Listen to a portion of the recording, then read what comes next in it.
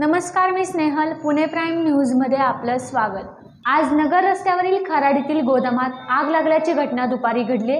यावेळी आग लागल्यानंतर मोठा धूर झाल्याने परिसरात एकच खळबळ उडाली. महापालिकेच्या अतिक्रमण विभागाने कारवाई करून जप्त केलेले साहित्य गोदामात ठेवले होते. सध्या आगीमागचे कारण अद्यापही समजू शकले नाही.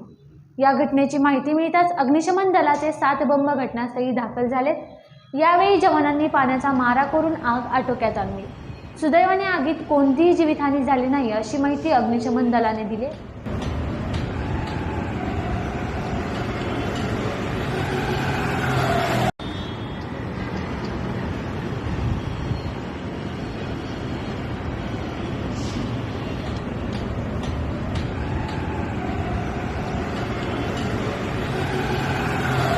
पाहत रहा पुणे प्राईम न्यूज. धन्यवाद.